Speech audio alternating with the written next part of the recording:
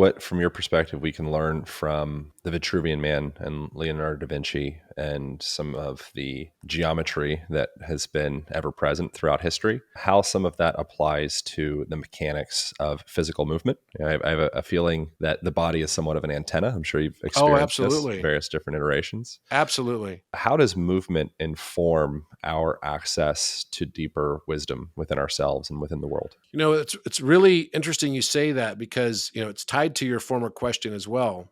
Um, if you're able to balance your chakras, then what you're really able to do is to get a good hemisync synchronization of the two lobes of your brain. The left brain, if you're right-handed, is going to be the seat of your rational thought. It's going to be where mathematics basically is generated from.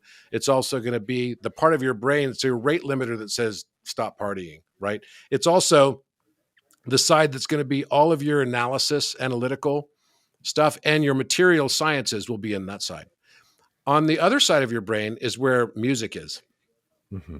So, in the exact same place where mathematics is processed, which is the left temporal lobe, is the music process center, which is the right temporal lobe. So, it's interesting. So, then you could say through mirror neurons in a way that music is literally, related directly to mathematics as a mirror reflection of sorts.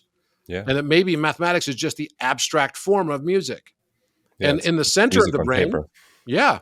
And in the Yeah. center of the brain would actually be geometry, which is the music that we experience with our eyes. And it's right around our pineal gland. That's why people love geometry, because it's actually activating this electrical canopy called the thalamus around, and the corpus callosum around your pineal and pituitary glands. So our brains are not hard drive storage units. Our brains are antenna, to your point.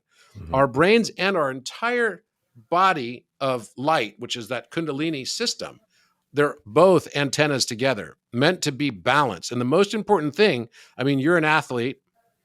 And if I were a runner, and I used to be a long distance runner, a mid distance runner, and if you are only going to exercise one part of your body and the other side of your body is not so exercised, then one side could become atrophied and the other side could become hypertrophied, right? It's like it becomes too strong, like a guy with one really strong muscle on one side and then the other side is very weak. That wouldn't make for a great athlete, because a great athlete has to be in balance. And what the Vitruvian Man really represents is achieving that balance. It's not only balance from the standpoint of stationary presence, it's also being able to achieve balance with movement. So when we look at Vitruvian Man, you've got this man who's standing inside of this box, effectively. He's inside this square. And why did Da Vinci choose the square he chose? And why did he choose the circle he chose? Why is the proportion of the two so, seemingly deliberate? Well, normally people thought that that was a representation of squaring the circle. And how do you square a circle? You square a circle by matching the area of a circle and then drawing a square that would have the exact same area as the circle. Now, it sounds easy. It's not easy at all, because the rule is you have to do it without any measurements. So how would you do that? You can measure it after you finish drawing it, but you can't measure it while you're drawing it. So when you adhere to the Greek rules of construction, and you went to Greece very recently, Yeah. right, with some of our mutual friends, I think you guys also went to Delos, didn't you? Did you go back to Delos?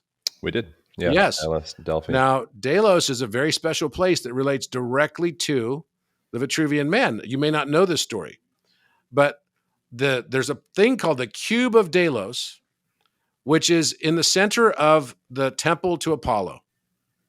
Okay? It's on Delphi. Yeah. Now, the story goes like this. This is about the 4th century BC. Plato is living in this time. And there's a big problem because they've had a big COVID-like plague. Okay, but it was a very serious plague. And lots of people had died from it. And it was going on and on for 8 years and not going away. So people are like getting like a little bit at their wits' end. And so they decide, look, let's have a meeting in the Senate about this. So they end up having a Senate meeting. And the conclusion from the Senate meeting is, okay, Plato, you need to go talk to the Oracle of Delphi. The Oracle of Delphi hopefully will have an answer for us to how to get this plague out from underneath us, right? So we've got to get rid of this thing. So Plato goes to the Oracle of Delphi. The Oracle of Delphi tells him, in order to be rid of this plague, you must double the cube that's the altar to the temple of Apollo. So the Greek mathematicians are like, oh, what the hell do we do? How do we double a cube? Because they don't use any measurement. The reason they don't use measurement is because God, in his construction of the universe, didn't use measurement, the grand architect of it all. God didn't have a ruler, right? He had a straight edge and a compass. That's it. So the Greek mathematicians are like, how can we double the cube? How much do I have to extend the side of a cube in order to have it be perfectly doubled in its volume? That's a conundrum. And so the answer to that is, how could you go from, say, the number 1 to the number 2 in volume? And the way you would do that through the third power would be 1.26. So the cubed root of 2 is the answer.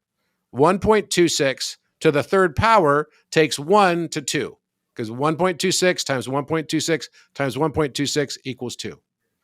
Now, this is also a metaphor for music, because in music, we have something called the major third. And the major third represents, when we listen to it, we love it. It goes da, da. And then we want to complete it and say da, da, da.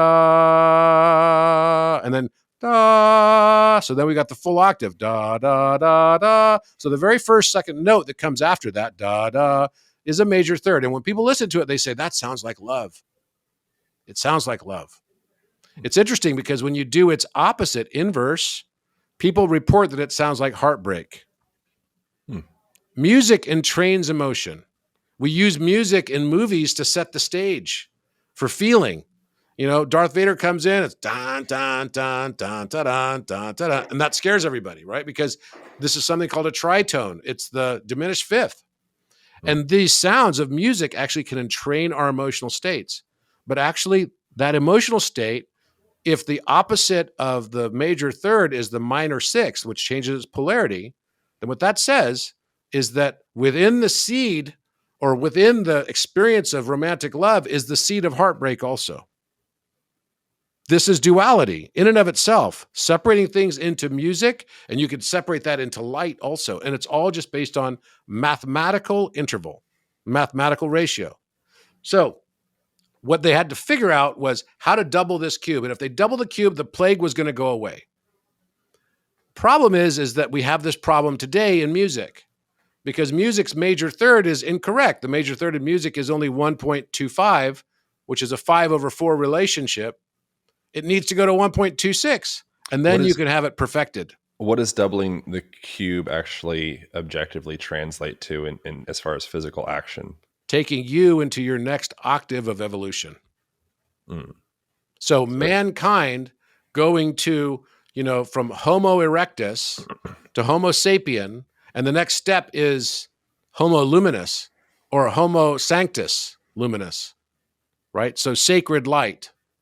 The next step of humanity, you've probably heard of 12-strand DNA. 12-strand DNA is considered to be an octave doubling for mankind, or a volume doubling for mankind. That's why the Vitruvian man is inside this box. How do you double his octave of experience?